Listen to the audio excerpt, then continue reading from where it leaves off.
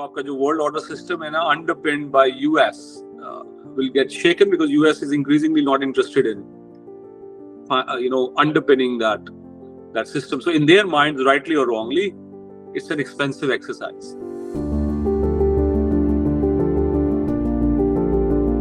आपकी political रुझान है ना in Western countries or West has changed quite drastically in a very short period of time. मगर उसके shocks जो है ना, you can trace it back to GFC, जो global financial crisis हुआ. वो इतना traumatic था लोगों के लिए. People lost homes and it was an economic crisis at a giant scale. Then you had the European crisis in 2011-2012, जो debt crisis था. उसकी जो mentality shift जो start हो गई थी ना उस वक्त, it started to accumulate, and that was what we were monitoring. फिर Brexit हुआ 2016 में, Trump won out of nowhere 2016 में. He was an outsider, right? He was not a mainstream candidate. So जो Trump का election जो है, that was a symptom, not the cause of this world order shift. और फिर COVID, and COVID was not only a pandemic but also a very big social shock to people. So उन चीजों को जब हमने tally up करना शुरू किया and started thinking कि यार ये it can start to become connected like that billiard ball, कि एक बॉल लगी है, अब ये एक दूसरी बॉल पे लगेगा, फिर दूसरी बॉल तीसरी पे लगेगी, चौथी लगेगी ना, it starts to get all connected. And that was the basis of the thesis we started developing even before Trump came into power. So the polarization in US has been visible in data for many years now. Then you have obviously the rise of China in play.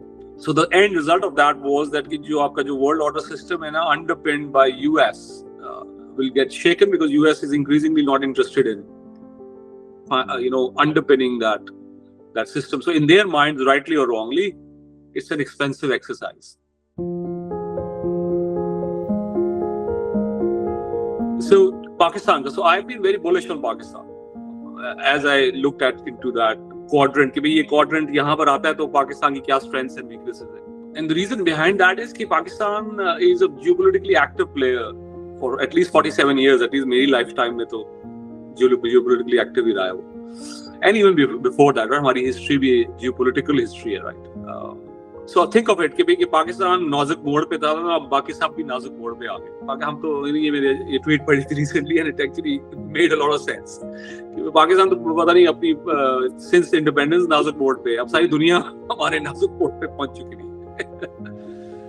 So and it is bullish कि आपको एक opportunity set मिलता है जहाँ पर you can play on your strengths, but playing on your strength is another angle. You have to do it. कोई plate में रख के नहीं आपको दे सकता कुछ भी.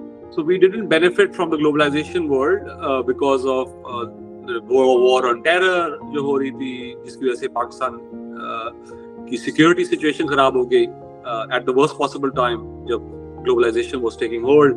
वो सारा जो outsourcing हो रही थी उसको वो इंडिया चली गई, वो पाकिस्तान कुछ नहीं आया. उसके बाद गवर्नमेंट की policies are not economically friendly, आपको पता है इस बात का.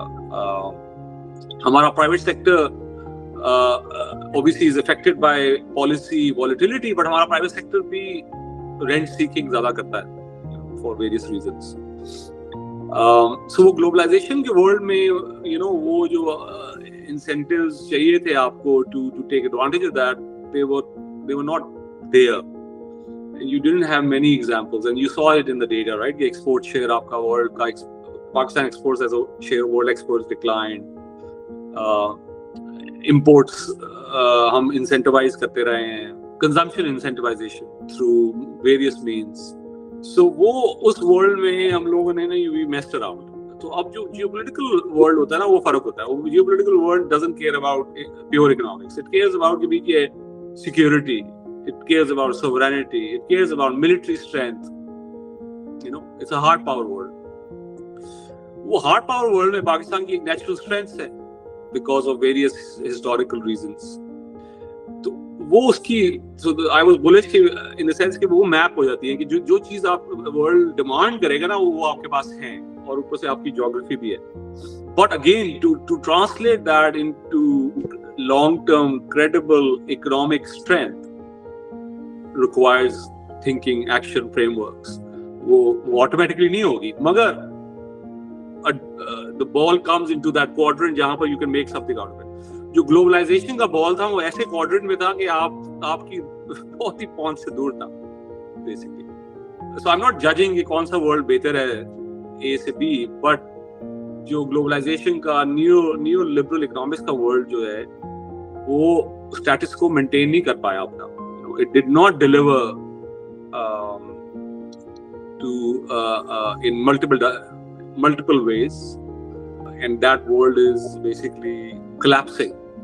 Change जब आती है तो वो तेजी से आती है. That is something I did not even think about it, even though we were working on this thesis for a while now. But again, there are examples in history that when change happens, it happens very fast, more than even you realize as somebody who was actually looking for it. क्योंकि वो एकदम exponential change start हो जाती है, and then we are in that exponential change scenario right now. Last time ये जो हरकत हुई थी इस तरह की, तब कॉलोनाइजेशन स्टार्ट हो गई. The last time hard power world आया था ना, तो हम कॉलोनाइज हो गए थे in our regions. So India Pakistan, current day India Pakistan Bangladesh. Why? क्योंकि मुगल्स ने इकोनॉमिक पावर बना ली, मगर मिलिट्री पावर पे इतनी उन्होंने अटेंशन नहीं पे की. Please remember that India, which includes current day Pakistan and Bangladesh at that point, was around 25-26% of world GDP. जब ये ब्रिटेन ने आए थे तो they were like 5-6% of world GDP. Economic strength ने आपको प्रोटेक्शन नहीं दी आपको against a smaller economic player. मगर they had better military technology, navy थी उनके पास. Then they use commerce to get in, and then so on and so forth.